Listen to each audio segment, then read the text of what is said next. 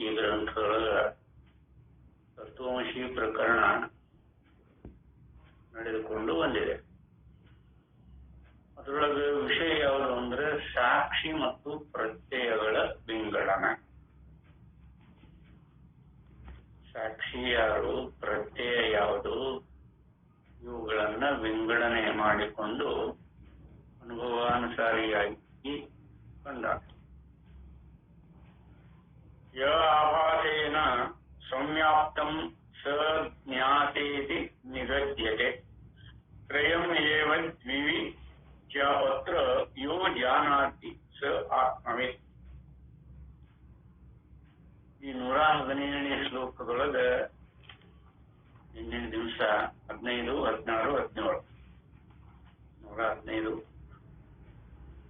ಅವಗತ್ಯಾಹಿ ಸಂಯುಕ್ತ ಪ್ರತ್ಯಯೋ ವಿಷಯಾಕೃತಿ ನೋಡಲ್ಲಿ ಆಗ ಹೇಳ್ಕೊಂಡು ಬಂದ. ಅದಕ್ಕ ಇಲ್ಲೇ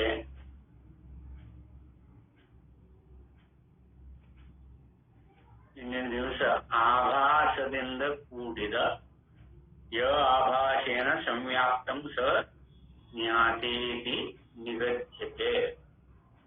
ಆಭಾಸದಿಂದ ಕೂಡಿದ ಅಹಂಕಾರವೇ ಜ್ಞಾತರು.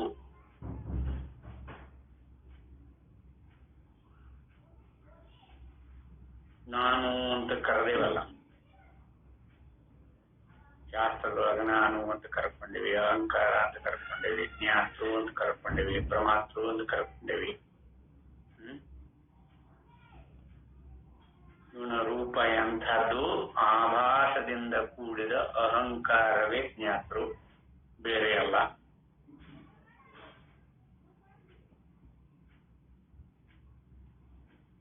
ಇದನ್ನು ಮೊದಲ ನಿಶ್ಚಿತ ಮಾಡ್ಕೋಬೇಕು ನಾವು. ಜ್ಞಾನತ್ವದೊಳಗ ಅವರು ಪೂರ್ಣ ಹೇಳ್ಕೊಂಡ ಆಭಾಸದಿಂದ ಕೂಡಿದ ಅಹಂಕಾರವೇ ಜ್ಞಾತೃ, ಚೈತನ್ಯ ವ್ಯಾಪ್ತವಾದ ಪ್ರತ್ಯಯವೇ ಜ್ಞಾನ.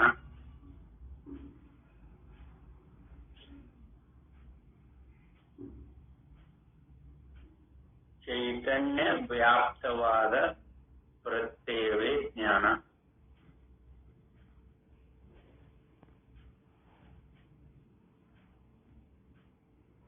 ಅಲ್ಲೇ ಆಭಾಸದಿಂದ ಕೂಡಿದ ಅಹಂಕಾರವೇ ಜ್ಞಾತೃ ಅಂತ ಕರೆದೆ. ಇಲ್ಲೇ ಚೈತನ್ಯ ವ್ಯಾಪ್ತವಾದ ಪ್ರತ್ಯಯವೇ ಜ್ಞಾನ. ಇಲ್ಲಿ ಪ್ರತ್ಯಯ ಮತ್ತು ಈ ಚೈತನ್ಯ ವ್ಯಾಪ್ತ, ಇದಕ್ಕ ಒಟ್ಟಿಗೆನ ಜ್ಞಾನ ಅಂತ ಕರೆದ. ಇಲ್ಲಿ ಜ್ಞಾನ ಐತಲ್ಲ, ಈ ಜ್ಞಾನದೊಳಗ ಅದನ್ನ ವಿಶೇಷವಾಗಿ ಪ್ರತ್ಯಯ ಜ್ಞಾನ ಅಂತ ಕರೆದಾರ. ಪ್ರತ್ಯಯ ಜ್ಞಾನದೊಳಗೆ ಏನೇನು ಕೂಡ್ಕೊಂಡಿರ್ತತಿ ಅಂತ ಇಂದು ಸಾಕಷ್ಟು ಸಾರಿ ಹೇಳ್ಕೊಂಡ್ ಬಂದಾರಲ್ಲ. ಈ ಅಂತಃಕರಣದೊಳಗಾಗುವ ಪ್ರತ್ಯಯ ಸ್ವವೃತ್ತಿಜನ್ಯ ಜ್ಞಾನ ಅಂತ ಕರೀತಾರೆ, ಪ್ರತ್ಯಯ ಜ್ಞಾನ ಅಂತ ಕರೀತಾರೆ, ಪ್ರತ್ಯಭಿಜ್ಞಾನ ಅಂತ ಕರೀತಾರೆ. ಏನ್ ಹೆಸರು ಶಬ್ದಗಳನ್ನ ಬೇಕಾದ ಶಬ್ದಗಳನ್ನು ಬಳಸಿಕೊಡ್ತಾರೆ. ಇಲ್ಲಿ ವ್ಯಾಪ್ತವಾಗಿರುವಂತಹ ಚೈತನ್ಯ ಯಾವುದು? ಇದನ್ನ ನಾವು ಬಿಡಿಸ್ಕೊಳ್ಳಿಲ್ಲ ಅಂದ್ರೆ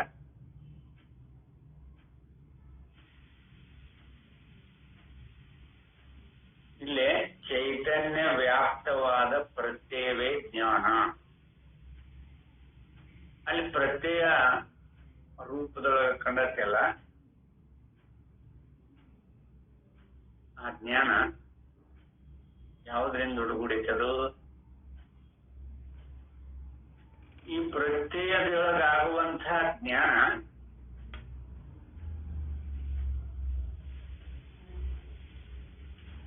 ನೋಡಲ್ಲಿ ಅಲ್ಲಿ ವಿಷಯಾದಿಗಳಿಂದ ಒಡಗೂಡಿರ್ತದ.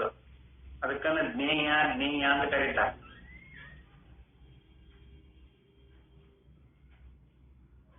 ನಮ್ಮ ಮನಸ್ಸಿನೊಳಗ ನೋಡು, ಅಂತಃಕರಣ ಒಳಗ ಮನಸ್ಸು ನೇತ್ರದ್ವಾರದಿಂದ ಆಗಿರ್ಬೋದು, ಶಬ್ದ ದ್ವಾರದಿಂದ ಆಗಿರ್ಬೋದು ಬಂದಿರುವಂತಹ ಶಬ್ದಗಳನ್ನ ಆಕಾರ ಮಾಡಿಕೊಂಡು ಅಲ್ಲಿ ಏನು ಆಕಾರ ಆಕೈತಿ ನೋಡು, ಆ ಆಕಾರಕ್ಕನ ಪ್ರತ್ಯಯ ಅಂತ ಕರೆದ.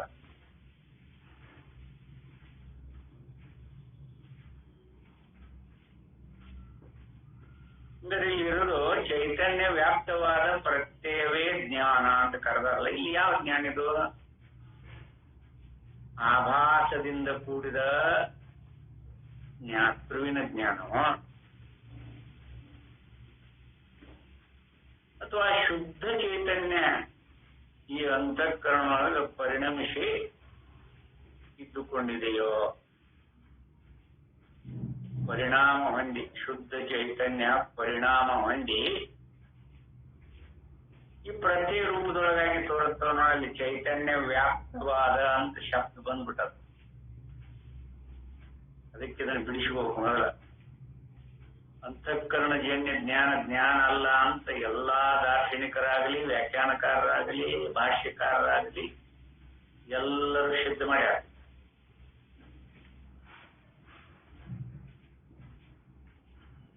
ಪ್ರತ್ಯೇಕ ಜ್ಞಾನ ಅಲ್ಲ,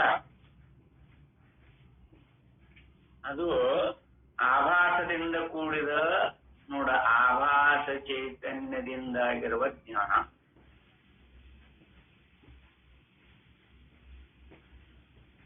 ಅದರಲ್ಲಿ ಆಗುವ ವಿಶೇಷಕ್ಕೆ ಕಾರಣವಾಗಿರುವ ಬಾಹ್ಯ ನಿಮಿತ್ತವೇ ವಿಷಯವಾದ ಜ್ಞೇಯ. ವಿಷಯಾದಿಗಳು ಹೊರಗಿದ್ದವು ಅಂತ, ವಿಷಯಾದಿಗಳು ಹೊರಗಿದವು. ಬಾಹ್ಯ ನಿಮಿತ್ತ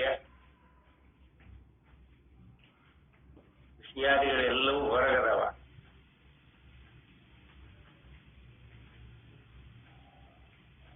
ಅವು ಹೊರಗೆ ಬಿಡ್ರಿ,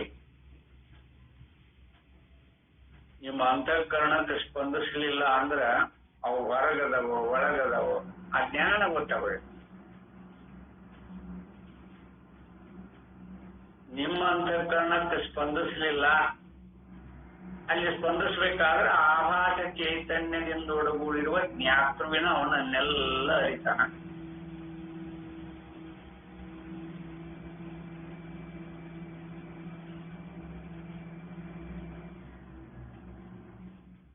ನೋಡ್ರಿ, ಸ್ವಲ್ಪ ಅನುಭವಕ್ಕೆ ಅನುಸರಿಸಿಕೊಂಡು ನೋಡಿದಾಗ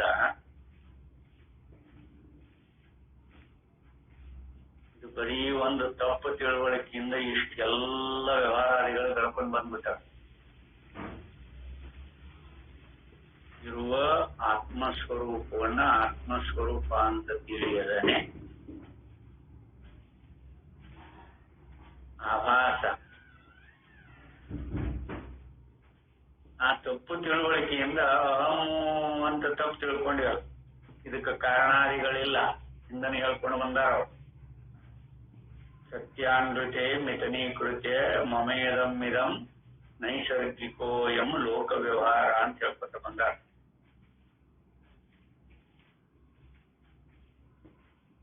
ಎಲ್ಲರ ಅನುಭವದ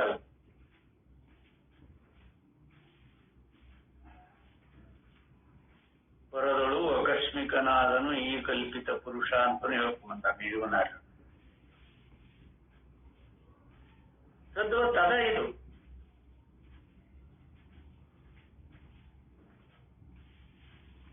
ಅಲ್ಲಿ ಆಕಸ್ಮಿಕ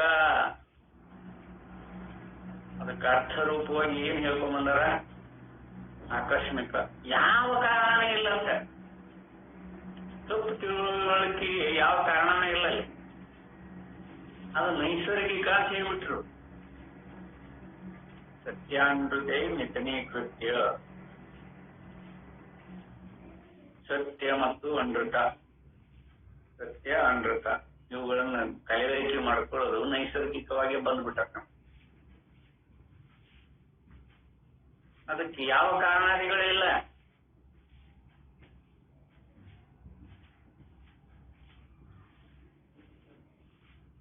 ಅದನ್ನ ಬೇರೆ ಬೇರೆ ರೂಪದೊಳಗೆ ಬೇರೆ ಬೇರೆ ವ್ಯಾಖ್ಯಾನಕಾರರು ರೀತಿ ಬೇರೆ, ಭಾಷ್ಯಕಾರರು ರೀತಿ ಬೇರೆ. ಯಾವುದೇ ಹೇಳಿ ಪರಮಾರ್ಥ ತತ್ವಕ್ಕೆ ಭಾರಿ ಬರದಂಗ ಹೇಳಿದ್ರೆ ಸರಿನಾ?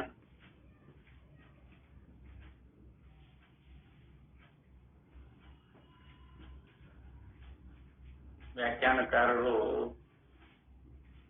ಹೇಳ್ತಾರೆ ಇಲ್ಲ ಅಂತಲ್ಲ.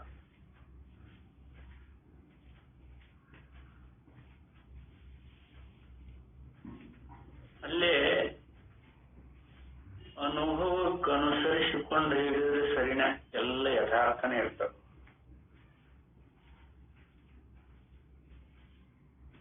ಇಲ್ಲಿ ನೋಡ್ರಿ, ಅದನ್ನ ಬಿಡೋಣ. ವ್ಯಾಖ್ಯಾನಕಾರರು ಒಂದು ಗಳಕ್ಕನ ಇವರು ಈ ಸಿದ್ಧಾರೂಢ ಪರಂಪರೆ, ಶಿವಾನಂದ ಪರಂಪರೆ ಇವರ ನಮಗ ವ್ಯಾಖ್ಯಾನಕಾರ ಅಂತಾರಂತ ಚೂರು ತಿಳ್ಕೊಂಡು ಬಿಡ್ತಾರೆ. ದೋಷ ಬಂದಿರೋದು ಅಲ್ಲೇನ.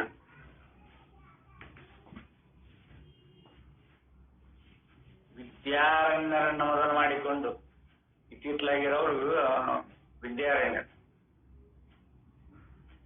ಅವರು ಪಂಚದಶಿ ಅಂತ ಒಂದು ಗ್ರಂಥ ಬರದ.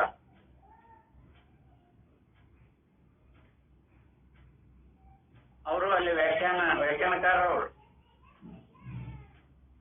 ಅದಕ್ಕಿಂತ ಪೂರ್ವದೊಳಗೆ ಪಂಚಪಾದಿಕ ನೋಡಲ್ಲಿ ಹೆಂಗ್ ಬರದ. ಪಂಚಪಾದಿಕ ಮತ್ತು ಸಾಮತಿ ಇವೆರಡು ಗ್ರಂಥ ವ್ಯಾಖ್ಯಾನ ಪ್ರಧಾನವನ್ನು ಮಾಡುವಂಥವು. ಅವ್ರಿಗೆ ವ್ಯಾಖ್ಯಾನಕಾರರು ಅಂತ ಕರೆದಾರ, ಇವ್ರಿಗೆಲ್ಲ.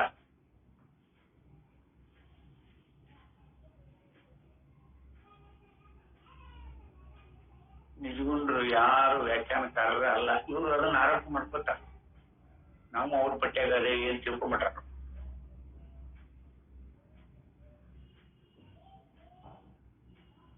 ಏನೋ ಕಲ್ಪನಾ ತಪ್ಪಿರ್ತದೆ. ಮತ್ತ ಅದನ್ನು ಸಾಲ್ವ್ ಅಪ್ ಮಾಡ್ಕೊಂಡ್ಬಂದ್ರೆ ಇವರು ವ್ಯಾಖ್ಯಾನಕಾರರ. ಅದ್ರಾಗ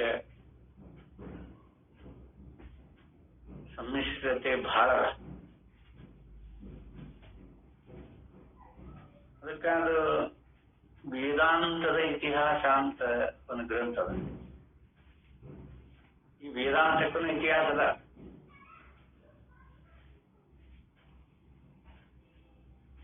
ಅದನ್ನು ನೋಡಿದ್ರೆ ಎಲ್ಲೆಲ್ಲೇ ಯಾವ್ಯಾವುದು ಹುಟ್ಟು ಹಾಕ್ಯಾರ ಅಂತ ಗೊತ್ತಾಗ್ತದೆ.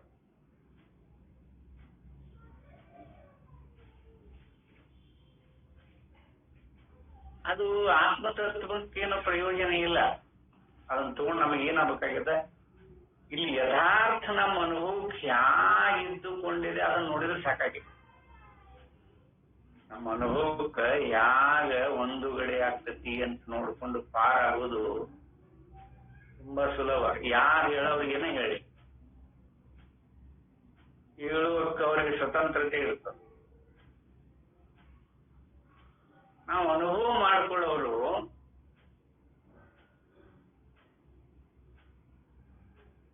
ನಾವು ಇವ್ರು ಹೇಳೋದು ಯಥಾರ್ಥವಾಗಿ ನಮ್ಮ ಅನುಭವದೊಳಗೆ ಐತೋ ಇಲ್ಲೋ ಅಂತ ನೋಡಿಕೊಳ್ಳುವಷ್ಟು ವ್ಯವಧಾನ ನಮ್ಮಲ್ಲಿ ಇತ್ತು ಅಂದ್ರೆ ನಾವು ಪಾರಾಗ್ತೀವಿ.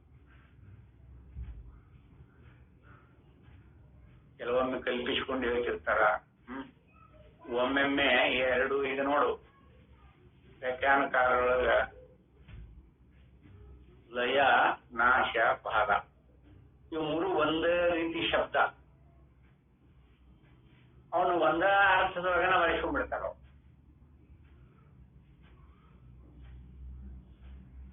ಅದರಿಂದ ಅನುಭವಕ್ಕೆ ತುಂಬಾ ಕಟ್ಟಾಗತ್ತೆ, ಇಲ್ಲ ಅಂತಲ್ಲ.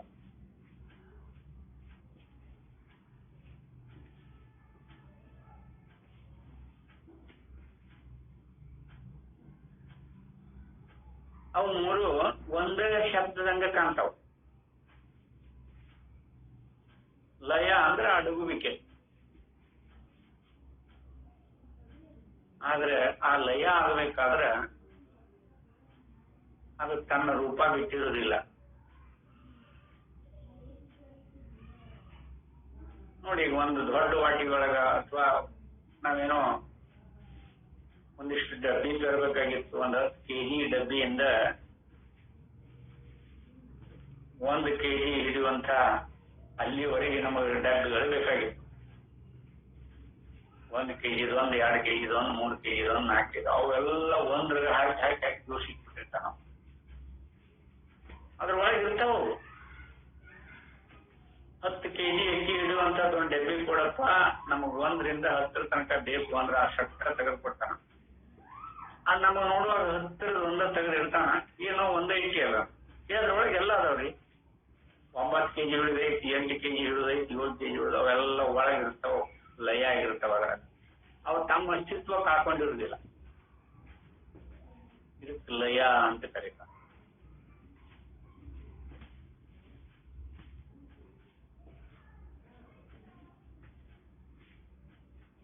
ಇನ್ನು ನಾಶ ಅಂದ್ರೆ ಇಲ್ಲ ಅದ ಮತ್ ಹೊಳಿ ತೋರದೇ ಇಲ್ಲ, ಅದಕ್ಕೆ ನಾಶ. ಇನ್ನು ಬಾಧಿಸಿಕೊಳ್ಳುದಂದ್ರೆ ಏನು?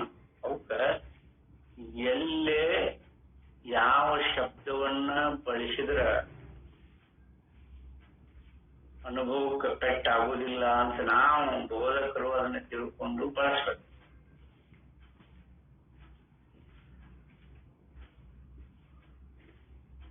ಸಮುದ್ರದೊಳಗ ನದಿ ಹೋಗಿ ಲಯ ಆತಲ್ಲೇ ಸೇರಿತು, ಲಯ ತನ್ನ ಅಸ್ತಿತ್ವದಿಂದ ಉಳಿದ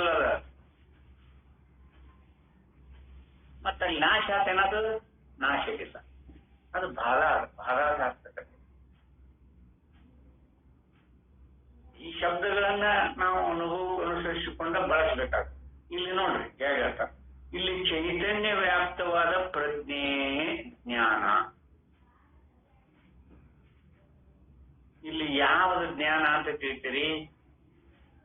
ಶುದ್ಧ ಚೈತನ್ಯನ ಈ ಪ್ರತ್ಯಯದೊಳಗ ಪರಿಣಾಮಿಸಿ ಐತಿ ಅಂತ ತಿಳಿತೀರೋ, ಅಥವಾ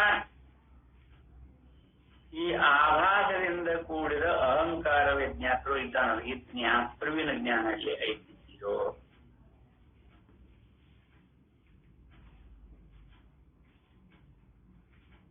ಇದನ್ನ ಅನುಭವದಲ್ಲಿ ನೋಡ್ಕೊಳ್ಳಲ್ಲ. ವಿಷಯಾದಿಗಳು ಅಂತಃಕರಣದಾಗ ಆಗ್ತಾವ. ಈಗ ಹೊರಗೆ ವಿಷಯಾದಿಗಳ ಹೊರಗಂತ ತಿಳ್ಕೊಂಡಿವಲ್ಲ, ಅವನ್ನ ಹೊರಗೆ ಇಟ್ಬಿಟ್ರೆ ನಿಮ್ಮ ಅಂತಃಕರಣಕ್ಕೆ ಸಂಬಂಧಪಡಿಸದ ಇಟ್ರ ಆ ವಿಷಯಾದಿಗಳಿಗೆ ಅಸ್ತಿತ್ವನ ಇಲ್ಲ. ನಿಮ್ಮ ಅಂತಃಕರಣಕ್ಕೆ ಸಂಬಂಧಪಡಿಸ್ಬೇಕಾದಾಗ ಇಂದ್ರಿಯಗಳನ್ನು ಬಳಸ್ಬೇಕು ಅಲ್ಲ. ಒಂದು ಶಬ್ದರ ಬರ್ಲಿ, ರೂಪಣರ ನೋಡ್ಲಿ, ರಸ, ಶಬ್ದ, ಸ್ಪರ್ಶ, ರೂಪ, ರಸ, ಗಂಧ, ಈ ಪಂಚ ಇಂದ್ರಿಯಗಳಿಂದ, ಜ್ಞಾನೇಂದ್ರಿಯಗಳಿಂದ ನಮ್ಮ ಅಂತಃಕರಣಕ್ಕೆ ಕನೆಕ್ಷನ್ ಆಗ್ತೈತಲ್ಲ. ಬಾಹ್ಯ ಇಂದ್ರಿಯಗಳು ಅಂತ ಕರೆಕ್ಟಾಗಿ ಹೊರಗಿನ ಇರುವಂತಹ ವಿಷಯಾದಿಗಳನ್ನ ಗ್ರಹಣ ಮಾಡಿ ನಮ್ಮ ಅಂತಃಕರಣಕ್ಕೆ ಕಳಿಸ್ತದಲ್ಲ.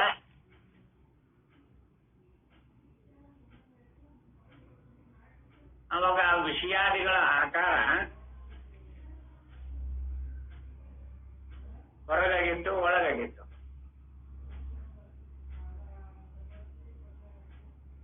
ವಿಷಯಾದಿಗಳ ಆಕಾರ ಒಳಗಾಗಿತ್ತು, ಹೊರಗಾಗಿತ್ತು. ಇದಕ್ಕನ ಪ್ರತ್ಯಯ ಜ್ಞಾನ ಅಂತ ಕರೀತಾರೆ. ಪ್ರತ್ಯವೇ ಜ್ಞಾನ. ವಿಷಯ ಹೆಂಗಿರ್ತೈತಿ ಹಂಗ ಅದರ ಆಕಾರ ಆಗತ್ತಲ್ಲ ಮನಸ್ಸು. ಪುಸ್ತಕ ಅಂದಾಗ ಪುಸ್ತಕ ಆಗತ್ತೆ, ಪೆನ್ನು ಅಂದಾಗ ಪೆನ್ ಆಗತ್ತೆ, ಕುರ್ಚಿ ಅಂದಾಗ ಕುರ್ಚಿ ಆಗತ್ತೆ, ನದಿ ಬೆಟ್ಟಾದಿಗಳು ಅಂದಾಗ ನದಿ ಬೆಟ್ಟಾದಿಗಳು ಆಕಾರ ಆಗತ್ತೆ. ಆ ಜ್ಞಾನ ಯಾವುದು?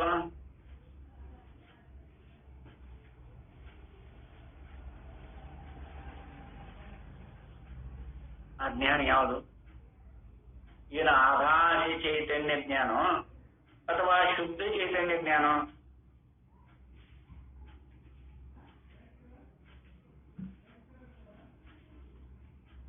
ಹೊರಗಿರುವಂತಹ ವಿಷಯಾದಿಗಳು ಅಂತಃಕರಣದೊಳಗೆ ಬರೀ ಆಕಾರ ಆಗ್ತಾವಲ್ಲ, ಬರೀ ಆಕಾರ ಆಗ್ತಾವ.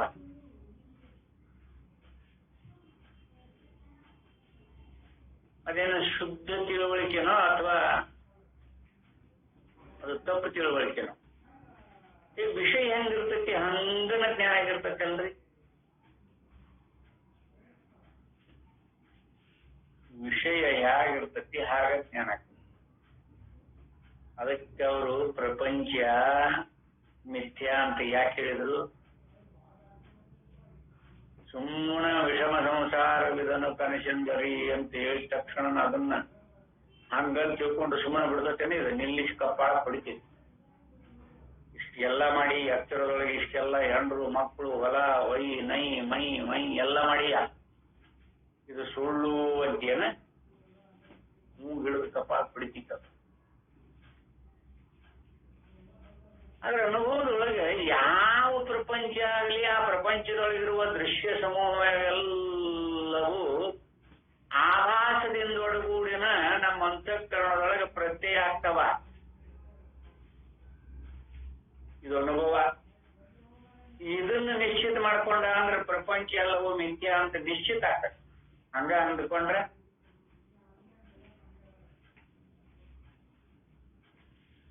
ಕನಸಿನ ಉಪಾಧಿ ಹೆಂಗಪ್ಪ, ಇದು ಕನಸಂತ ತಿಳ್ಕೊಂಡ್ ಬಿಡುವ ಅಂತ ತಿಳ್ಕೊಂಡು ಬಿಡ್ತೈತೆ. ಅದು ಯಾಕೋ ತಮ್ಮ ಅಂತ ಅನುಭವಯುಕ್ತವಾಗಿ ನೋಡ. ಅಂತಃಕರಣಾದಿಗಳಲ್ಲಿ ಪ್ರತ್ಯಯ ಆಗುವ ಮುಂದೆ ಆಭಾಸ ರೂಪದಿಂದ ಒಳಗೂಡಿ ವಿಷಯಾದಿಗಳೆಲ್ಲವೂ ಆಭಾಸ ರೂಪದಿಂದ ಪ್ರತ್ಯಯ. ಯಾರ್ಯಾರು ವಸ್ತು ರೂಪದೊಳಗನ ಪ್ರತ್ಯಯ ಆಗಿದ್ದೈತನ ಅದ ಜ್ಞಾನ. ಪ್ರತ್ಯಯ ಅಂದ್ರೆ ಬರೀ ಆಭಾಸ ರೂಪದಿಂದ ಆಗುವ ಜ್ಞಾನಕ್ಕನ ಪ್ರತ್ಯಯ ಅಂತಾರ ನೋಡಿ.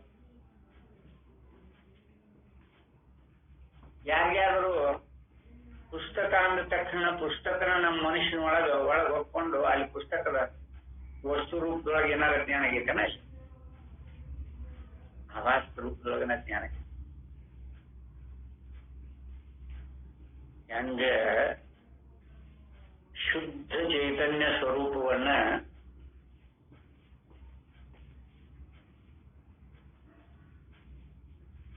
ಯಾವ ಕಾರಣಾದಿಗಳಿಲ್ಲದೆ ತಪ್ಪು ತಿಳ್ಕೊಂಡು ಅಹಮ್ಮು ಅಂತ ಕರ್ಕೊಂಡಿವ್ ನೋಡಲ್ಲಿ. ಅಹಮ್ಮು ಆಭಾಸನ. ಅದರೊಳಗೆ ಯಾವುದು ಕ್ರಿಯಾಕಾರಿ ಜರುಗಿಲ್ಲ.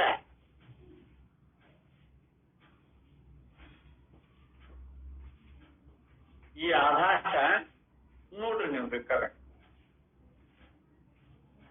ಈ ಆಭಾಸ ಇದೀ ಪ್ರಪಂಚ ಹೀಗೆ ನಿಶ್ಚಿತ ಆತಂದ್ರೆ ಇದೆಲ್ಲ ಆಭಾಸ ರೂಪದೊಳಗೆ ಬರೀ ತೋರ್ತತಿ. ಪ್ರಪಂಚ ಎಂಬುದು ಹೊರಗೆ ಇಲ್ಲ ಇಲ್ಲ.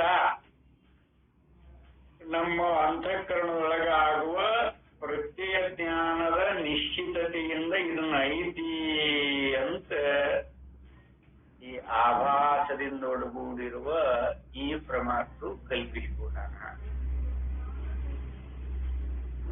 ಅದಕ್ಕಿಲ್ಲೇ ಚೈತನ್ಯ ವ್ಯಾಪ್ತವಾದ ಪ್ರತ್ಯಯವೇ ಜ್ಞಾನ.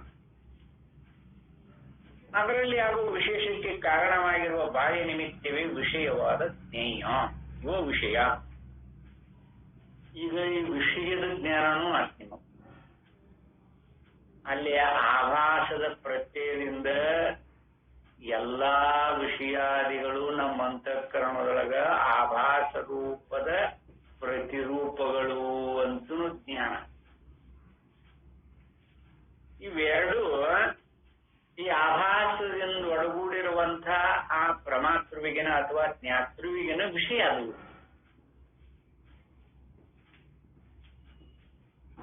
ಜ್ಞಾತೃ ಜ್ಞಾನ ಜ್ಞೇಯ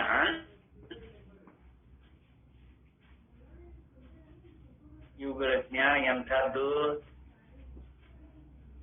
ಆಭಾಸದಿಂದ ಒಳಗೂಡಿನ ಜ್ಞಾನ ಇದು. ಅಂದ್ರೆ ಆತ್ಮನನ್ನ ಆತ್ಮ ಅಂತ ತಿಳಿಯದೇ ಇರುವಂತ ತಪ್ಪು ತಿಳುವಳಿಕೆಯಿಂದೊಡಗೂಡಿರುವಂತ ಅವಿದ್ಯ ಜ್ಞಾನ ಅಧ್ಯಾಸ ತಪ್ಪು ತಿಳುವಳಿಕೆ ಇದರಿಂದಾಗಿರುವ ನೋಡಿದ್ವಿ ಎಲ್ಲ ಅವಿದ್ಯಾ ದೃಷ್ಟಿಯಿಂದ ಒಡಗೂಡಿರುವಂಥ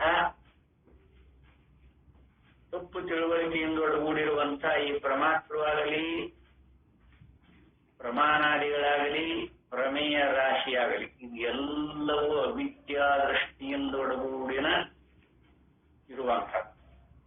ಇದು ಯಾವುದಕ್ಕೆ ಗೊತ್ತಾಗೈತಿ? ಜ್ಞಾತೃ ಜ್ಞಾನ ಜ್ಞೇಯ ಇವು ಮೂರು ಮಾಡ್ಕೊಂಡಿವಲ್ಲ ನಾವು ಮುಕ್ಕುಪ್ಪಿಗಳನ್ನ. ಇದು ಯಾರಿಗೆ ಅನುಭವ ಬಂದೈತಿ ನೋಡು, ಅದು ನಮ್ಮ ಸ್ವರೂಪ. ಅವಿದ್ಯಾ ದೃಷ್ಟಿಯಿಂದ ಜ್ಞಾತರು ಅಂತ ಕರ್ಕೊಂಡಿ, ಅವಿದ್ಯಾ ದೃಷ್ಟಿಯಿಂದ ಪ್ರತ್ಯಯ ರೂಪದ ಆಭಾಸ ವಿಷಯದ ಜ್ಞಾನಗಳನ್ನು ಮಾಡ್ಕೊಂಡು ಅದಕ್ಕೆ ಜ್ಞಾನ ಅಂತ ತಿಳ್ಕೊಂಡೇವಿ. ಆ ವಿಷಯಾದಿಗಳು ಹೊರಗಿರುವಂತಹ ವಿಷಯಾದಿಗಳು ಅಂತಃಕರಣಕ್ಕೆ ನೋಡಲ್ಲಿ ಹೊರಗದಾವು ಅನ್ಬೇಕಾದ್ರೂ ಅಂತಃಕರಣದ ಆಭಾಸ ಜ್ಞಾನದಿಂದ ಅದಕ್ಕೆ ಹೊರಗ ಒಳಗ ಅಂತ ಮಾಡ್ಕೊಂಡೇವು. ಆಕಾಶಕ್ಕೆ ಹೊರಗ ಒಳಗ ಎಲ್ಲೈತ್ರಿ? ಆಕಾಶಕ್ಕೆ ಏನಾದ್ರು ಹೊರಗ ಒಳಗ ಅಂತ ಏನಾರ ಚೌಕಟ್ಟು ಹಾಕಿರೇನು?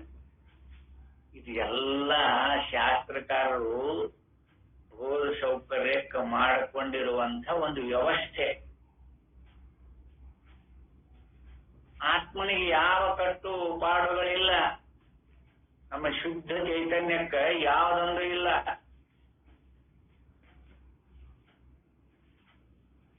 ನಾಲ್ಕು ಗೋಡೆಗಳನ್ನು ಕಟ್ಟಿ ಒಂದ್ ಕಡೆ ಬಾಗಲ ಹಚ್ಚಿದ ನಾವು ಒಳಗ ಹೊರಗ ಚಲವಾತ್ ನೋಡ, ಅದ ಆಕಾಶ, ಅದ ಬೈಲಿಗೆ. ಮನಿ ಒಳಗ ಬಾ, ಮನಿ ಹೊರಗ ಹೋಗು, ಚಲವಾತ ವ್ಯವಹಾರ. ಇವೆಲ್ಲ ಅವಿದ್ಯಾ ದೃಷ್ಟಿಗಿಂತ. ಅದಕ್ಕಿಲ್ಲೇ ಆಭಾಸದಿಂದ ಕೂಡಿದ ಅಹಂಕಾರವೇ ಜ್ಞಾತೃ, ಚೈತನ್ಯ ವ್ಯಾಪ್ತವಾದ ಪ್ರತ್ಯಯವೇ ಜ್ಞಾನ. ಇಲ್ಲಿ ಯಾವ ಚೈತನ್ಯ ಅಂತ ಲಕ್ಷ್ಯ ಇಡು.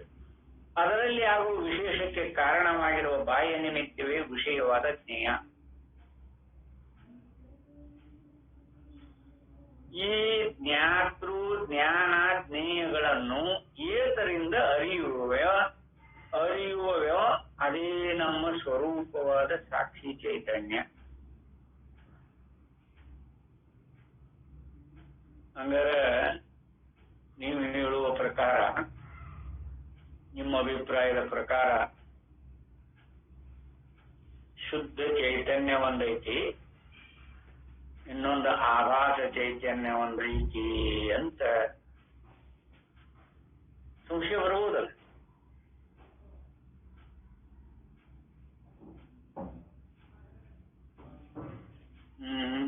ಹಂಗಾಗುದಿಲ್ಲ ನೋಡ್ರಿ.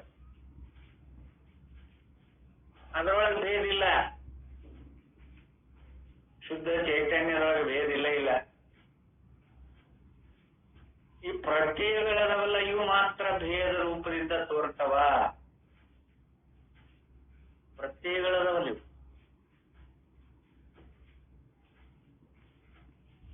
ಈ ಅಂತಃಕರಣ ಪ್ರತ್ಯಯ ರೂಪದೊಳಗೆ ಏನು ಮಾಡ್ತದೆ, ಇದೆಲ್ಲ ಭೇದ ರೂಪದಿಂದ ತೋರ್ತದೆ. ಅದರೊಳಗೆ ಭೇದ ಇರೋದಿಲ್ಲ, ಶುದ್ಧ ಚೈತನ್ಯದೊಳಗೆ ಭೇದ ಇಲ್ಲ. ಅದಕ್ಕೆ ಸಮ್ಯಕ್ ಸಂಶಯ ಮಿತ್ಯು ಉಕ್ತ ಪ್ರತ್ಯಯ ವ್ಯಭಿಚಾರಿಣ ಏಕೈವ ಅವಗತಿಸ್ತೇಷು ಭೇದಸ್ತು ಪ್ರತ್ಯಯ ಅರ್ಪಿತ. ಸಮ್ಯಕ್ ಅಂದ್ರೆ ಸರಿಯಾದದ್ದು, ಸಂಶಯ ಅಂದ್ರೆ ಸಂಶಯ ರೂಪವಾದದ್ದು, ಮಿಥ್ಯಾ ಉಕ್ತ ತಪ್ಪಾದದ್ದು ಎಂಬ ಪ್ರತ್ಯಯಗಳು ಬೇರ್ಪಡುತ್ತಿರುತ್ತವೆ. ಸರಿಯಾದದ್ರೊಳಗ ನೋಡ್ರಿ, ಅವುಗಳಲ್ಲಿರುವ ಅವಗತಿಯು ಒಂದೇ, ಬೇರು ಮಾತ್ರ ಪ್ರತ್ಯಯಗಳಿಂದ ಆದದ್ದು ಅಂತ ಈ ಪೂರ್ಣ ಈ 118ನೇ ಶ್ಲೋಕದ ಅರ್ಥ ಇದು.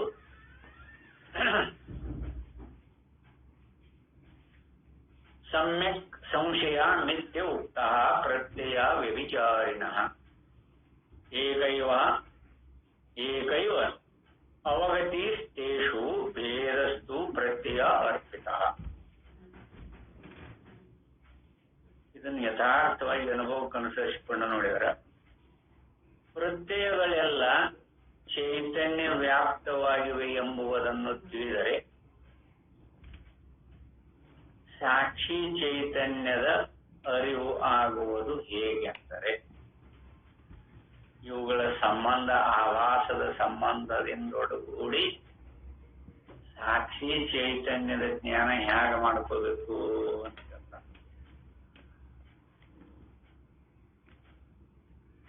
ಯಾವ ಪ್ರತ್ಯಯವೇ ಆಗಲಿ ಜ್ಞಾನವೆಂದೇ ಆಗುತ್ತದೆ.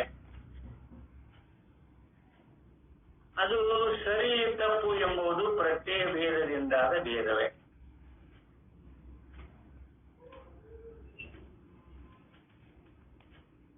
ಈಗ ಸರಿಯಾದದ್ದು ಯಾವುದು?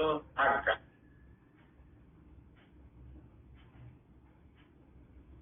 ಆ ಹಕ್ಕನ ಸಂಶಯ ರೂಪದೊಳಗೆ ನೋಡಕ್ಕ ಇನ್ನ ಹಾವು, ಹಕ್ಕು, ಇನ್ನು ಮರದ ಬೇರು, ಹೂವಿನ ಮಾಯು, ಮಿಷ್ಕರ್ತತಿ ಅಂದ ಮೇಲೆ ಇದು ಹಾವ ಇರ್ಬೇಕು.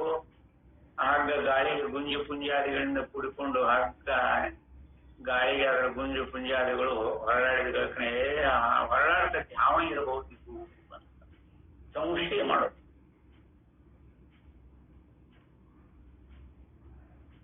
ಹಿಂಗ ಹೊರಡಾಡ್ತತಿ ಅಂದ ಮೇಲೆ ಅದು ಹಾವ ಅಂತ ನಿಶ್ಚಿತ ಮಾಡ್ಕೊಳ್ಳೋದು.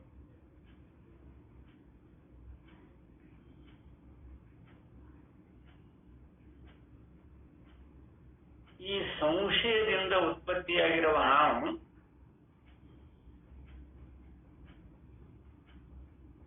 ಇಲ್ಲಿ ಭೇದ ಮಾಡಿದ್ದ ಯಾವುದು ನೋಡಲ್ಲ. ಯಾವಾಗ ಸಂಶಯದಿಂದ ಕೂಡಿದ ಹಾಮ ಅಂತ ಭ್ರಾಂತಿ ಆತೋ ಅವಾಗದು ನಮ್ಮ ಮನಸ್ಸು ಹಾವಿನ ಆಕಾರನ ತೋರಿಸ್ತದೆ, ಬೇರೆ ತೋರಿಸೋದಿಲ್ಲ. ನೀವು ಅಂದಾಗ ಹಾವಿನ ಆಕಾರ ತೋರಿಸ್ತದ, ಹಗ್ಗ ಅಂದಾಗ ಹಗ್ಗದ ಆಕಾರ ತೋರಿಸ್ತದೆ.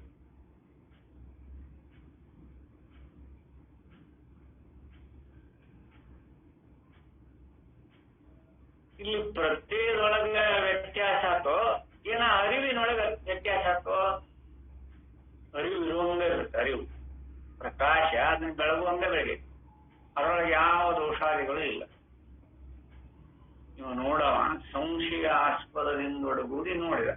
ಈ ಸಂಶಯ ಅನ್ನೋದನ್ನು ಅಂತಃಕರಣ ಪ್ರತ್ಯಯ, ತಪ್ಪಾಗಿ ತಿಳ್ಕೊಂಡದ್ದು ಅಂತಃಕರಣ ಪ್ರತ್ಯಯ, ಸರಿಯಾದ ತಿಳ್ಕೊಂಡದ್ದು ಅಂತಃಕರಣ ಪ್ರತ್ಯಯನ. ಈ ಮೂರೂ ಕಾರಣಗಳೊಳಗೂ ಆ ಪ್ರತ್ಯಯ ಯಾವ್ದನ್ನ ನಿರ್ಣಯ ಮಾಡಿರ್ತೋ ಅದನ್ನ ಅರಿವು ಬೆಳಗತ್ತೆ, ಅಥವಾ ಆ ಪ್ರಕಾಶ ಬೆಳಗತ್ತೆ. ಅದ್ರಾಗ ಏನು ದೋಷ, ಅದು ಒಂದೇ ರೂಪದೊಳಗಿರ್ತದೆ ಅರಿವು. ಹಾವು ಅಂತ ಪ್ರತ್ಯಯ ಮಾಡಿಕೊಂಡಾಗ ಹಾವು ಅಂತ ಬೆಳಗುತ್ತೆ. ಅಲ್ಲಪ್ಪ ಅದು ಹಗ್ಗ ಅಂತ ನಿಶ್ಚಿತ ಆದಾಗ ಹಗ್ಗ ಅಂತ ಬೆಳಗುತ್ತೆ. ಅರಿವಿನೊಳಗೆ ಯಾವ ಭೇದಾದಿಗಳು ಇಲ್ಲ. ಹಂಗಾರೆ ಈ ದೋಷ ಬಂದಿರೋದು ಪ್ರತ್ಯಯಗಳಿಂದ, ಅಂತಃಕರಣಾದಿಗಳಿಂದ, ಇಂದ್ರಿಯಾದಿಗಳಿಂದ. ನಮ್ಮ ಶುದ್ಧ ಸಾಕ್ಷಿ ಚೈತನ್ಯದೊಳಗೆ ಇವು ಯಾವ ಇರುವುದಿಲ್ಲ.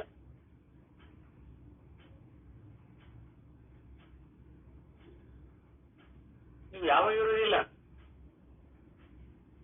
ಆ ಅರಿವಿನೊಳಗೆ ನೋಡಿ, ನೀವು ಯಾವ್ದು ಪ್ರತ್ಯಯ ರೂಪದಲ್ಲಿ ಯಾವ ಪ್ರತ್ಯವೇ ಆಗಲಿ ಜ್ಞಾನವೆಂದೇ ಆಗುತ್ತದೆ. ಅದು ಸರಿ ತಪ್ಪು ಎಂಬುದು ಪ್ರತ್ಯಯ ಭೇದದಿಂದಾದ ಭೇದವೇ ಹೊರತು ಅರಿವಿನಲ್ಲಿ ಅಥವಾ ಪ್ರಕಾಶದಲ್ಲಿ ಅಥವಾ ನಮ್ಮ ಸಾಕ್ಷಿಯಲ್ಲಿ ಇಲ್ಲ.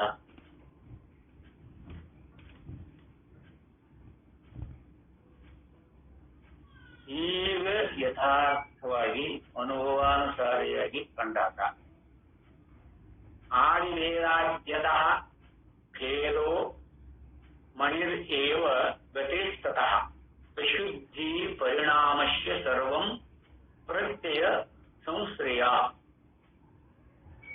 ಆಶ್ರಯ ಯಾವುದರಿಂದ ಆಗಿರುತ್ತದೋ ಆಗುತ್ತದೆ. ಇಲ್ಲಿ ನೋಡಿ, ಉಪಾಧಿಯ ಭೇದದಿಂದ ಹೇಗೆ ಸ್ಫಟಿಕ ಮಣಿಗೆ ಭೇದ ಉಂಟಾಗುವುದೋ ಹಾಗೆ ಅವಗತಿಗೆ ಅಶುದ್ಧಿಯು ಪರಿಣಾಮವು ಎಲ್ಲವೂ ಪ್ರತ್ಯಯದಿಂದ ಪ್ರತ್ಯಯದ ಆಶ್ರಯದಿಂದಲೇ ಆಗುತ್ತದೆ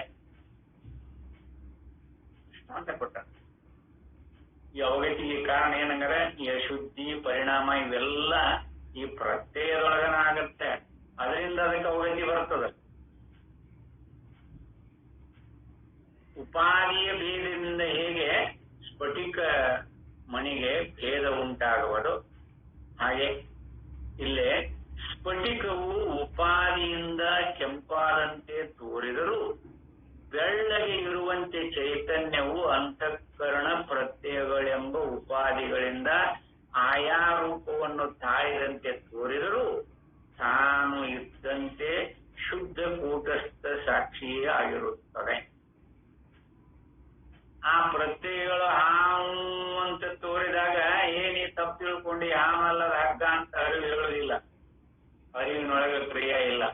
ಆ ಪ್ರಕಾಶ ಯಾವುದು ನೋಡಂದ್ರೆ ನಮಗೆ ತಪ್ಪು ತಿಳುವಳಿಕೆ ಪ್ರತ್ಯಯದಿಂದ ಆಗಿದ್ದು ಅದು ಹಾವು ಅಂತ ನಿಶ್ಚಯ ಮಾಡ್ಕೊಂತ ಬುದ್ಧಿ ಅಂದ್ರೆ ಅದನ್ನ ಹಾವು ಅಂತ ಬೆಳಗತ್ತೆ. ಆ ಬೆಳಗು ಅರಿವಿನೊಳಗೆ ಭೇದ ಇಲ್ಲ. ಬುದ್ಧಿ ಯಾವ್ದನ್ನ ನಿರ್ಣಯ ಮಾಡ್ತದೋ ಅದನ್ನ ಬೆಳಗ್ಬಿಡ್ತದ. ಈಗ ಹಾವು ನೋಡ್ರಿ ಎಂಥ ತೈತಿ ಅಂತ ಅದನ್ನ ನಿಶ್ಚಿತ ಮಾಡಿರ್ತಾರೆ ಬುದ್ಧಿ ಅದ. ಹಂಗಾರೆ ಈ ಭೇದಾದಿಗಳು ಅಂತಃಕರಣದೊಳಗಿದೆ ವಿನಾ ಶುದ್ಧ ಚೈತನ್ಯದೊಳಗಿಲ್ಲ.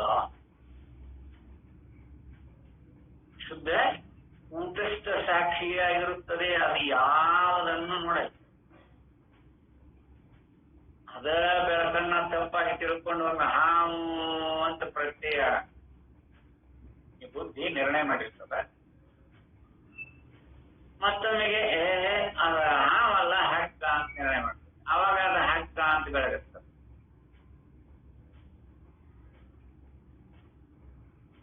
ಹಂಗಾರೆ ಈ ವಿಷಯಾದಿಗಳ ಪ್ರತ್ಯಯ ವಿಷಯಾದಿಗಳ ನಮ್ಮ ಅಂತಃಕರಣಾಗ ಪ್ರತ್ಯಯ ಆಗ್ತದೆ. ಇದು ಪ್ರತ್ಯಯಾದಿಗಳಾಗುವುದು ಅಂತಃಕರಣಾದಿಗಳ ಭೇದದಿಂದ ಅನುಸರಿಸಿಕೊಂಡ ವಸ್ತುಗಳನ್ನು ನಾವು ಯಾವ ನಿರ್ಣಯ ಅವು ಯಥಾರ್ಥನ ಮಾಡ್ತಾವ ಅಂತ ನೇಮಿಲ್ಲ. ಹಗ್ಗನ ಹಾವು ಅಂತ ಮಾಡಬಹುದು, ಮರಳು ಭೂಮಿಯ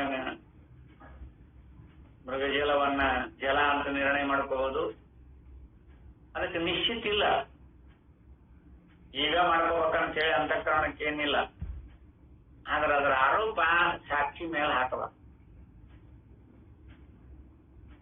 ಸಾಕ್ಷಿಗಳಿಗೆ ಬೇರೆ ಇಲ್ಲ. ಇದೆಲ್ಲ ಅಂತಃಕರಣ ಪ್ರತ್ಯಯಗಳೆಂಬ ಉಪಾಯ ನೋಡಿ. ಅದು ಸ್ಫಟಿಕ ಮಣಿ ಬೆಳಗನೆ ಇರ್ತದೆ. ಇದು ಯಾವ್ದ್ರ ಸಂಗ ಮಾಡಿದ್ರು ಅದು ಬೆಳಗ್ಗೆ ಇರುವಂಗ ಇರ್ತದೆ. ಆ ಉಪಾಧಿ ನಿಮಿತ್ತದಿಂದ ಅದು ಹಂಗ ತೋರಿದ್ರೆ ಅನೇಕ ದೃಷ್ಟಾಂತಗಳನ್ನ ಹೇಳ್ಬೋದ. ಅಗ್ನಿ ಸುಡೋದು ಧರ್ಮ, ಅದರ ಕಬ್ಬಣ ಅದರ ಸಂಯೋಗ ಹೊಂದಿರೋದ್ರಿಂದ ಅದು ಬೆಂಕಿ ಅಂತ. ಅದೇನು ಕಬ್ಬಣದ ಸುಡು ಧರ್ಮ ಅಲ್ಲ. ನೀರು ಬಹಳ ಸುಡ್ತಾವ್ರಿ, ನೀರು ಸುಡ್ತಾವೇನೋ. ನೀರು ಯಾವಾಗಲೂ ತಾನೇ ಇರೋದು, ಸಂಯೋಗ ಹೊಂದಿರಲ್ಲ. ಹಂಗೆ ಇಲ್ಲೇ ಸ್ಫಟಿಕ ಮಣಿ ಆದ್ರೆ ಯಾವ ರೂಪದ ಸಂಯೋಗ ಹೊಂದಿದ್ರು ತಾನು ಇರುವಂಗೂ ಇರ್ತದೆ. ತತ್ಕಾಲಕ ಸಂಯೋಗದ ಕಬ್ಬಿಣ ಮತ್ತು ತೆಗೆದು ಅಥವಾ ನೀರಾಗ ತೆಗೆದು ಅಥವಾ ಒಗದ್ರ ಮತ್ತು ತಣ್ಣಗಣ ಅದೇನು ಸುಡುವುದಿಲ್ಲ. ಇಲ್ಲೇ ಈ ಸ್ಫಟಿಕ ಮಣಿ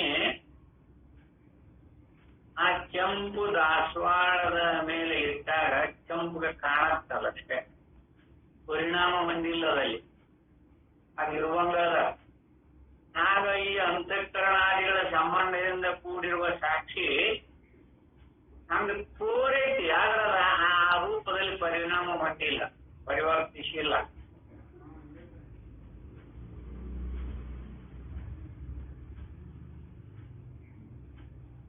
ಅದಕ್ಕೆ ಅಂತಃಕರಣಾದಿಗಳ ಪ್ರತ್ಯಯಗಳೆಂಬ ಉಪಾಧಿಗಳಿಂದ ಆಯಾ ರೂಪವನ್ನು ತಾಳದಂತೆ ಕೂಡಿದರೂ ನಾನು ಇತ್ತಂತೆ. ನೋಡೋಣ, ಮತ್ತು ತೆಗೆದು ಕೈ ಹಿಡ್ಕೊಂಡ್ರೆ ಮತ್ತು ಶುಕ್ರವಾಗಿ ಏನಾಯ್ತು, ಅದಕ್ಕೆ ಯಾವ ಲೇಪಾದಿಗಳು ಇಲ್ಲ.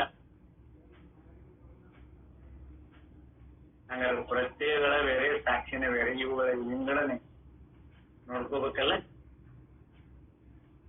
ಈ ಪ್ರತ್ಯಯಗಳ ಉಪಾಧಿಯಿಂದನೇ ಜಗತ್ತು, ಈ ಅದು ಆಘಾತ ರೂಪದ ಪರಮಾತ್ಮ ಏನಿದ್ದಾನ, ಜ್ಞಾಪಕ ಏನಿದ್ದಾನ, ಅವನ ಕಲ್ಪನೆ ಇದೆ.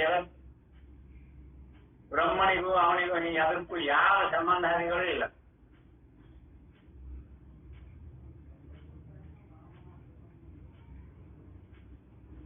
ಮಾಯಾನ್ನು ಬಳಸಿಕೊಂಡು ಇದನ್ನು ಸೃಷ್ಟಿ ಮಾಡಿದ ಅಂತ ಹೇಳ್ತಾರೆ. ಬ್ರಹ್ಮನ ಹತ್ರ ಆಶ್ರಯ ಮಾಡ್ಕೊಂಡಾಗಂತ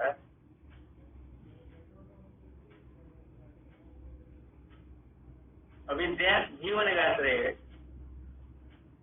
ಎಷ್ಟು ಮಾರ್ಮಿಕವಾಗಿ ಹೇಳ್ತಾರೋ, ಬಹಳ ಸುಮ್ಮನೆ ವಿಷಯಾದಿಗಳನ್ನ ಕಲ್ಪಿಸಿಕೊಂಡ. ಯಾರಿಗೆ ಅನುಭವ ಐತ್ರಪ್ಪ?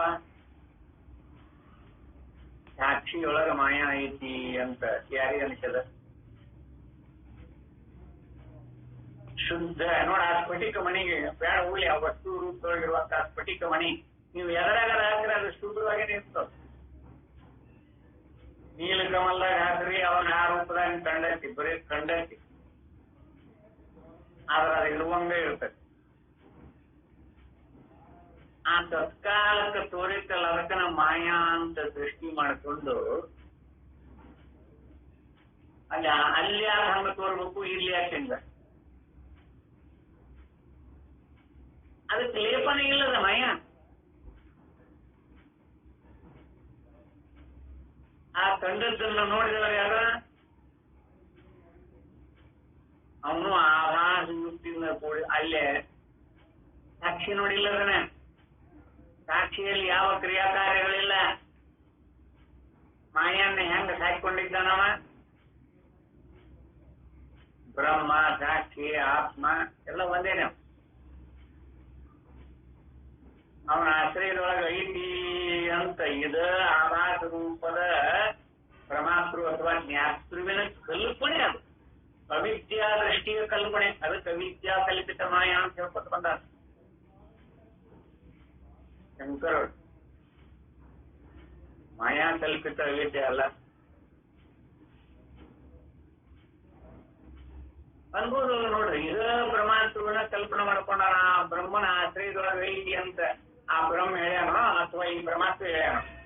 ಈ ಪರಮಾತ್ಮ ಭೂಮಿಯಿಂದ ಒಳಗೂಡಿ ನಿರ್ಣಯ ಮಾಡ್ಕೊಂಡಾನ ಅಥವಾ ಬ್ರಹ್ಮಣ ಬಂದು ಯಾರಿಗಾದ್ರು ಇಲ್ಲಪ್ಪ ನನ್ನ ಆಶ್ರಯದೊಳಗ ಮಾಯಾ ಐತಿ, ಅವೆಲ್ಲ ನಿಮ್ಗೆ ಕಳ್ಕೊಳ್ಳಿಕ್ ಆಗುದಿಲ್ಲ, ಯಾಕಂದ್ರೆ ನೀವು ಜೀವಿಗಳು, ಅಜ್ಞಾನಿಗಳು, ಅದನ್ನ ಹೆಂಗ್ ಕಳ್ಕೊತೀರೋ ನೀವು? ಬಹಳ ಅಂದ್ರೆ ಅವಿದ್ಯೆ ಕಳ್ಕೊಂಡಿರಿ ಅಂತ ಯಾರಿಗಾದ್ರೂ ಈ ಪರಬ್ರಹ್ಮ ಆಗಲಿ ಅಥವಾ ನಮ್ಮ ಆತ್ಮನಾಗಲಿ ಸಾಕ್ಷಿ ಆಗಲಿ ಬಂದು ಹೇಳಿದ್ರು ಅಂತ?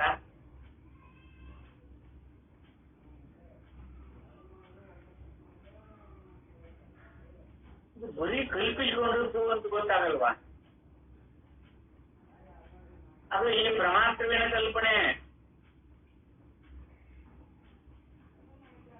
ಈ ಸಾಕ್ಷಿಯನ್ನ ಸಾಕ್ಷ್ಯಾನುಭವದಾಗ ನಿಂತು ನೋಡಿದ್ರೆ ವ್ಯವಹಾರ ಯಾವುದೇ ಇರುವುದಿಲ್ಲ. ಪ್ರತ್ಯಾನುಭವ, ವೇದನಾನುಭವ, ಸಾಕ್ಷ್ಯಾನುಭವ ಅಂತ ವಿಂಗಡಿಸಿಕೊಂಡು ಹೇಳ್ಯಾರ ನೋಡಿ ಶಂಕರರು. ಹೇಳ್ಯಾರ ಯಾವಕ್ಕ ಪ್ರತ್ಯಾನುಭವ ಅಂತ ಕರಿಬೇಕು, ವೇದನಾನುಭವ ಅಂತ ಯಾವ್ದಕ್ ಕರಿಬೇಕು, ಸಾಕ್ಷ್ಯಾನುಭವ ಅಂತ ಯಾವ್ದಕ್ ಕರಿಬೇಕು. ನೋಡಿ, ಸಮಾಧಾನದಿಂದ ಕೂತ್ಕೊಂಡಿದ್ದೀನಿ ನನ್ ಆಗ ಈಗ ಅಂತೆಲ್ಲ ಹೇಳ್ಕೊತ ಬಂದಾರ ವ್ಯಾಖ್ಯಾನಕಾರರು. ಇವರಲ್ಲ ಬಿಡ್ರಿ, ಇವ್ರು ಎಷ್ಟು ಹೇಳ್ಯಾರ. ಪಂಚಪಾಲಿಕಾಲೊಳಗ, ಭಾಮತಿಯೊಳಗ, ಪಂಚದಶಿಯೊಳಗ ನೋಡ್ರಿ, ಇಲ್ಲಿ ತೆಗೆದು ನೋಡ್ರಿ ಅದನ್ನ. ಎಲ್ಲೆಲ್ಲಿ ಯಾವ ರೂಪದೊಳಗಿವೆ ಅಂತ ನೋಡ್ತೇವೆ. ಅಲ್ಲ, ಯಥಾರ್ಥ ತತ್ವ ಬೇಕಂದವ್ರು ನೋಡ್ಕೊಳ್ರಿ.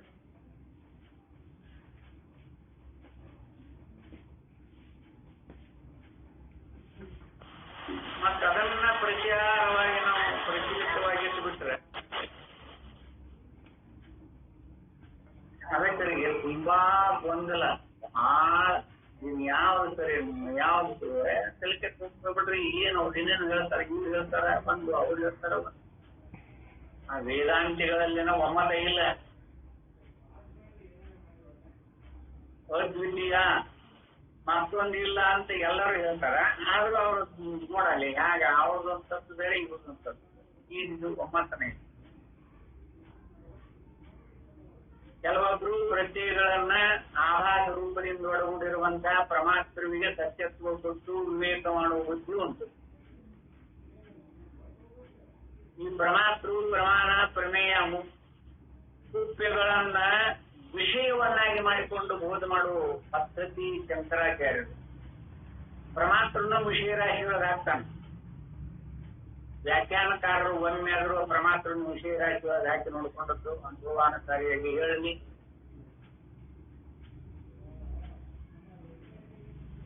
ನೀವು ನಿಮ್ಮ ಅನುಭವ ನೀವು ನೋಡ್ಕೊಳ್ರಿ. ಪರಮಾತ್ಮನ ನೀವು ಯಾವಾಗ ವಿಷಯ ರಾಶಿಯೊಳಗೆ ಹಾಕಿರಿ?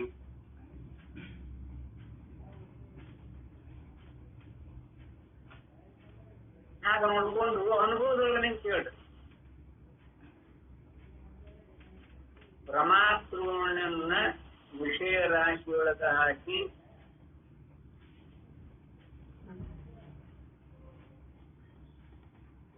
ಯಾರಾದ್ರೂ ಪರಮಾತ್ಮನ ವಿಷಯವನ್ನಾಗಿ ಮಾಡಿಕೊಂಡು ನಿಂತ ಅನುಭವ ಹೇಳಿ, ಅವಾಗ ಹೇಗಿರ್ತದ ನೋಡ್ರಿ. ಅವಾಗ ಇವನು ಬಳಸಿಕೊಳ್ರಿ, ಬೇಡ ಅಂದಿಲ್ಲ. ಈ ಪರಮಾತ್ಮನ ಬಳಸಿಕೊಳ್ರಿ. ಪರಮಾತ್ಮ ಇಲ್ಲ ಹೇಳಕ್ ಕೊಡುದಿಲ್ಲ, ಬಳಸಿಕೊಳ್ರಿ. ಅವನು ಬಳಸಿಕೊಂಡದ್ದು ವಸ್ತು ತಾನಲ್ಲ. ಸಾಕ್ಷಾತ್ ಬೋಧೊಳಗೆ ನಿಂತು ಬೋಧ ಮಾಡುವ ಯುಕ್ತಿಗಳನ್ನ ಶಂಕರರು ಬಹಳ ಮಾರ್ಮಿಕವಾಗಿ ಹೇಳ್ಕೊತ ಬಂದಾರ. ಬೆಳಗಿನ ಪರಮಾರ್ಥ ಚಿಂತಾಮಣಿಯೊಳಗ ನೇರವಾಗಿ ಹೇಳ್ಕೊತ ಬರ್ತಾರ ನೋಡ್ರಿ.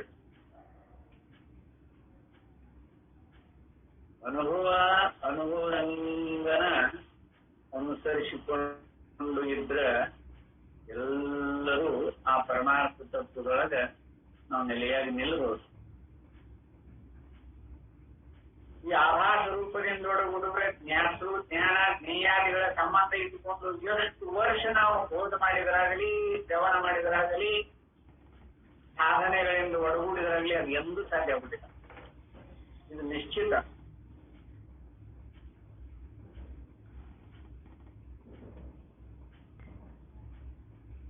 ಒಂದೇ ವರ್ಷ, ಒಂದೇ ಜನ್ಮನೂ ಅಲ್ಲ, ವರ್ಷ ಆಯ್ತು, ಒಂದೇ ಜನ್ಮ ಅಲ್ಲ, ಸಾವಿರಾರು ಜನ್ಮ, ಸಾವಿರಾರು ಗ್ರಂಥಗಳನ್ನು ಓದಿ ಸಾವಿರಾರು ಜನ್ಮಗಳನ್ನ ಎಷ್ಟು ಬಂದಿದ್ರು ಕೂಡ ನಮಗೆ ಈ ಆಭಾಸ ರೂಪದ ಜ್ಞಾತೃ ಜ್ಞಾನ ಜ್ಞೇಯಾದಿಗಳನ್ನಿಟ್ಟುಕೊಂಡು ಪರಿಪರಿಯಾಗಿ ಬೋಧ ಮಾಡಿದರು. ಜನ್ಮ ಜನ್ಮಾಂತರಗಳಿಂದ ಬೋಧ ಮಾಡಿಕೊಟ್ಟ ಬಂದು ಅದೇನು ಪ್ರಯೋಜನ ಆಗುವುದಿಲ್ಲ.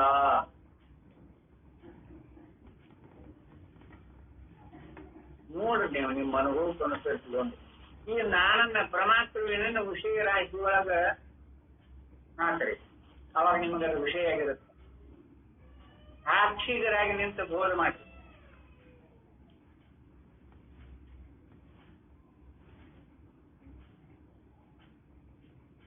ಅದಕ್ಕೆ ಅನೇಕ ಯುಕ್ತಿಗಳನ್ನು ಹೇಳ್ಕೊತ ಬಂದಾರ. ನಮ್ಮ ಇರುವಿಕೆನೂ ಹಂಗಾದ. ಈಗ ನಾವು ಎಚ್ಚರದ ಅವಸ್ಥೆಗಳಲ್ಲಿದ್ದಾಗ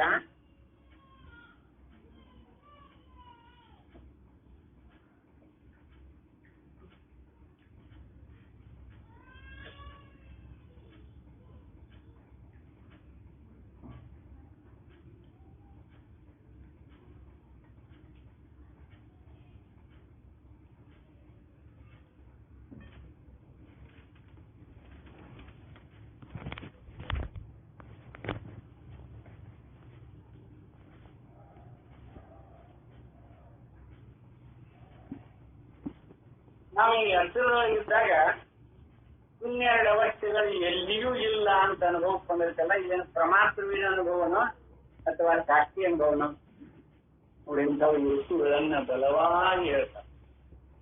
ಈ ಪರಮಾತ್ಮರು ಎಚ್ಚರ ಇದ್ದಾಗಿರ್ತಾನ. ಇನ್ನೆರಡು ಅವಸ್ಥೆಗಳನ್ನ ನೀವು ಎಲ್ಲಿ ನೋಡೇ ಇಲ್ಲ. ಈ ಪರಮಾತ್ಮರು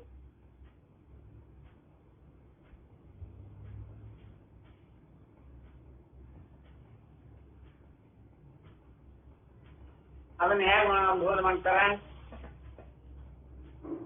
ನಾನ ಎತ್ತರ ಕಂಡೀನಿ, ನಾನ ಕನಸ್ತಾನ, ಇದ ಜೀವನ ಅಲ್ಲಿ ಹೋಗ್ತಾನ, ಅದ ಜೀವನ ನಿದ್ರಿ ಮಾಡ್ತಾನ, ಹೀಗೆ ಹೇಳ್ಕೊತ ಬರ್ತಾರ.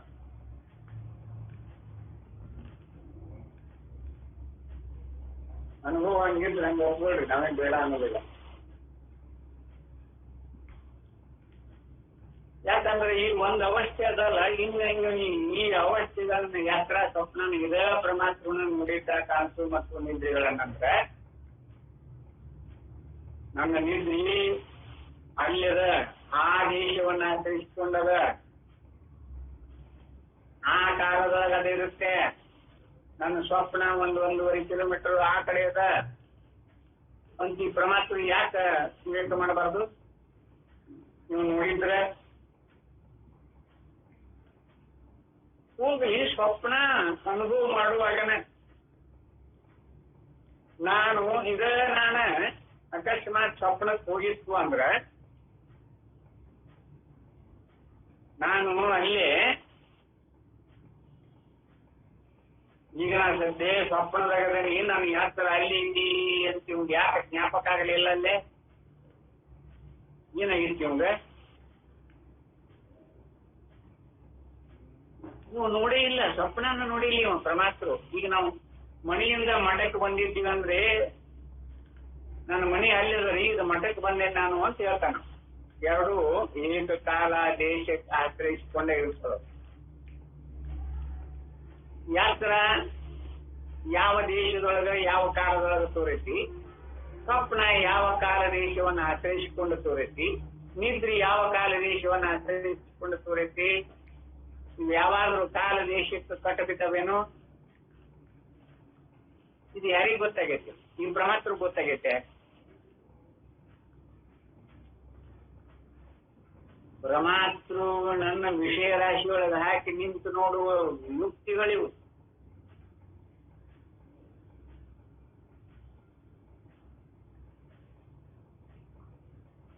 ಇದು ಕೊನೆ ಮಾತಿದು.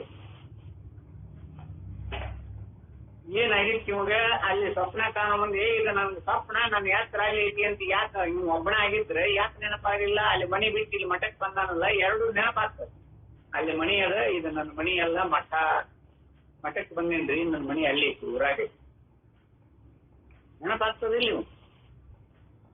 ಇದೇ ಜೀವನ ಅಲ್ಲಿ ಬಂದಿದ್ರ ನೋಡ, ಜೀವ ಅಂತ ಬೇರೆ ರೂಪದೊಳಗೆ ಕರ್ಕೊಂಡಾರಿ. ಯಥಾರ್ಥ ನೋಡ್ಕೊಳ್ರಿ ಯಾಗದ ಅನುಭವ. ಅದಕ್ಕೆ ಇಲ್ಲೇ ಯಥಾರ್ಥವಾಗಿ ಇಲ್ಲಿ ಶುದ್ಧ ಕೂಟಸ್ಥ ಸಾಕ್ಷಿಯೇ ಆಗಿರುತ್ತದೆ. ಅಲ್ಲಿ ಮಾತ್ರ ಕಲ್ಪನೆ ಮಾಡ್ಕೊಂಡಾರ ಇಲ್ಲ, ಅವ್ನು ಹೇಳಕ್ ಬರುವುದಿಲ್ಲ. ಅಲ್ಲಿ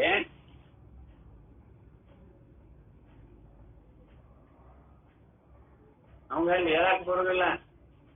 ಬಾವಿ ಒಳಗೆ ಮುಳುಗಿ ಕೊಡ ತೆಗಿಬೇಕಾದ್ರೆ ವಾಚಿಗೂ ಜಲಕ್ಕೂ ವಿರೋಧ ಇರ್ತದ. ಕೊಡ ಸಿಕ್ತದ್ದು ಗೊತ್ತಾಗ್ಯದ ನಮ್ಗೆ, ಆದ್ರೆ ಅವ್ನು ಹೇಳಕ್ ಹೊರಗಿದ್ದವ್ರಿಗೆ ಹೇಳಕ್ ಬರುದಿಲ್ಲ. ನೀವು ಹಂಗಲ್ಲಿ ಅವ್ನು ಬಾವಿ ಒಳಗೆ ಮುಳುಗಿದಂಗೆ ಸ್ವಪ್ನದೊಳಗೆ ಮುಳುಗಿರ್ತಾನೆ, ಇವ್ನು ಹೇಳಕ್ ಬರುದಿಲ್ಲ ಅಂತ ಹೇಳ್ತಾರೆ ಸಮಾಧಾನಕ್ಕೆ. ಹೋಗಿ ಈ ಪರಮಾತ್ಮ ಹೇಳಕ್ ಬಂದಿಲ್ಲ ಅಂತ ಇಟ್ಕೊಂಬೋಣ. ಇದು ಸ್ವಪ್ನ ಅಂತ ಹೇಳಕ್ ಬಂದಿಲ್ಲ ಇಟ್ಕೋಣ. ಅವಂಗಾರ ಗೊತ್ತೈತಿಲ್ಲ ಅದು ಇದು ಸ್ವಪ್ನ ಅಂತ. ಅವ್ನು ಕೊಡ ಸಿಕ್ಕದಲ್ಲಿ ಮುಳುಗಿದಾಗ ಅವನ ಕೈಯಾಗ ಕೊಡ ಹಿಡ್ಕೊಳಲ್ಲ, ನನಗ್ ಕೊಡ ಸಿಕ್ಕತಿ ಅಂತ ಅವ್ನ ಖಾತ್ರಿ ಇರೋದಿಲ್ಲ. ನೀವು ಅಲ್ಲಿ ಪರಮಾತ್ಮ ರೂಪದೊಳಗ ಸ್ವಪ್ನವನ್ನ ಅರಿಬೇಕಾದಾಗ ನಿಮ್ಗೆ ಇದು ಸ್ವಪ್ನ ಅಂತ ಅವಂಗಾರ ಅನ್ಸಿರ್ಬೇಕಲ್ಲ. ಆ ಪರಮಾತ್ಮಗೆ ಅನ್ಸಿದನ ಇಲ್ಲಿ ಕೊಡ ಸಿಕ್ಕದ್ ನಿಶ್ಚಿತ ಆಗೈತೆ. ಅವಂಗ ಹೇಳಕ್ ಬಂದಿಲ್ಲ, ಮೇಲಿನವ್ರಿಗೆ ಹೇಳಕ್ ಬಂದಿಲ್ಲ, ಒಪ್ಪೋಣ ಮಾತು.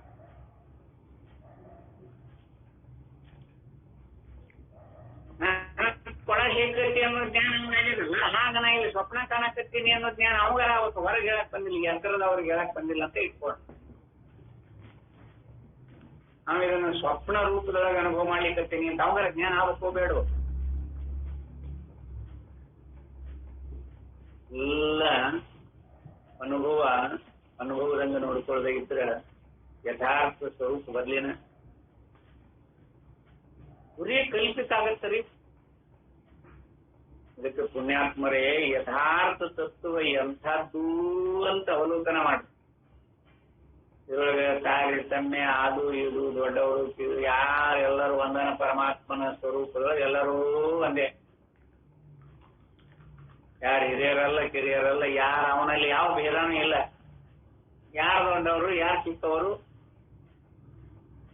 ಸಾಧಕರೆಲ್ಲರೂ ನಾವು ಸಾಧಕರೇ.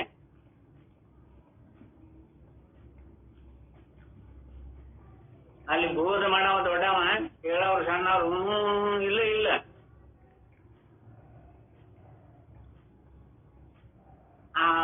ತಿಳ್ಕೊಂಡ್ರೆ ಮುಗಿದು ಹೋಯ್ತು. ನಾವ್ ಎಂದೂ ಉದ್ಧಾರ ಆಗೋದಿಲ್ಲ. ಪರಮಾರ್ಥ ತತ್ವದಲ್ಲಿ ನೆಲೆಯಾಗಿ ನಿಲ್ಲಲಿಕ್ಕೆ ಸಾಧ್ಯನೇ ಇಲ್ಲ. ನಾವ್ ಯಾವ ದೊಡ್ಡವರು ಅಲ್ಲ, ಚಿಕ್ಕವರು ಅಲ್ಲ. ಯಾರ ಮುಂದೆ ಸಾಕ್ಷಾನುಭವದೊಳಗೆ ನಿಂತಾಗ ಮತ್ತೊಂದು ಕ್ರಿಯಾನೇ ಇಲ್ಲ. ಅಂಥ ಸಾಕ್ಷಿ ಸ್ವರೂಪದೊಳಗೆ ನಿಲ್ಲಕ್ ನಾವು ನೀವೆಲ್ಲರೂ ಕೂಡೇವಿ.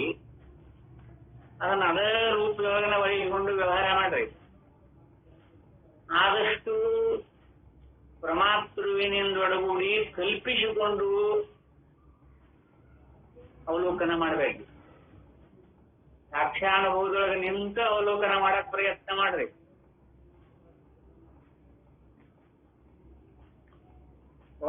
ಅನುಭವದಂಗ ನೋಡ್ಕೊಳ್ರಿ. ಅದನ್ನ ಪರಿಚಯ ಆ ಕಡೆ ಈ ಕಡೆ ಜಗ್ಗಾಡಿ ನೋಡಲ್ಲಿ ಹೇಳ್ತಾರ.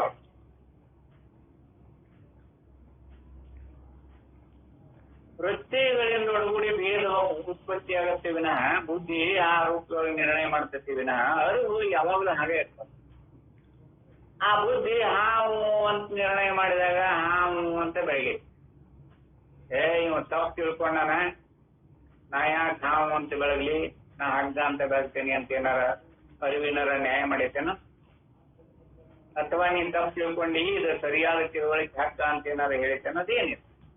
ಆ ಪ್ರತ್ಯೇಕದೊಳಗ ಅದ ಹಾವು ಅಂತ ನಿಶ್ಚಿತ ಮಾಡ್ಕೊಂಡದ ಬುದ್ಧಿ, ಅದಕ್ಕೆ ಹಾವು ಅಂತ ಬೆಳಗ್ಗೆ ಪ್ರಕಾಶ ಬಂದ. ಆಮೇಲೆ ಯಾರು ಬಂದು ನೋಡು ನಿನ್ನ ಹಾವು ಹೆಂಗೈತಿ ಅಂತ ಕೈಯಾಗ ಹಿಡದ ಹಗ್ಗ ಎತ್ತಿದೊಳಗೆ ಅದಕ್ಕೆ ಹಗ್ಗ ಅಂತ ಜ್ಞಾನ ಆಗಿದೆ. ಅವಾಗ ಅದನ್ನ ಹಗ್ಗ ಅಂತಾನೆ ಹೇಳಿದ್ದದು ಅರಿವು. ಆ ಅರಿವಿನೊಳಗೆ ಯಾವ ಭೇದಾನೂ ಇಲ್ಲ. ಪ್ರತ್ಯೇಕದೊಳಗೆ ಭೇದದ. ಇದನ್ನ ಲಕ್ಷ್ಯ ಇಟ್ಟು ವಸ್ತುತಂತ್ರ ಕರ್ತೃತಂತ್ರ. ಕರ್ತೃ ಯಾಕೆ ಬೇಕಂತ ಕಲ್ಪನಾ ಮಾಡ್ಕೋಬಹುದು. ವಸ್ತು ಹಾಗಲ್ಲ. ವಸ್ತು ಹೇಗೈತೆ ನಾವು ಹಾಗೆ ತಿಳ್ಕೋಬಹುದು. ಇಲ್ಲಿ ಸಾಕ್ಷಿ ಸ್ವರೂಪ ಹೇಗೈತಿ ಹಾಗೆ ತಿಳ್ಕೋಬಹುದು. ಈ ಆಭಾಸ ಯುಕ್ತದಿಂದ ಕೂಡಿರುವಂತದ ಜ್ಞಾತೃ ಏನ್ ಬೇಕಂತ ಕಲ್ಪನಾ ಮಾಡ್ಕೋಬಹುದು. ಅವನು ಬೆಂಬತ್ತಿದ್ರೆ ನಾವು ಎಂದೂ ಪರಮಾರ್ಥ ತತ್ವವನ್ನು ತಿಳಿಲಿಕ್ಕಾಗುವುದಿಲ್ಲ.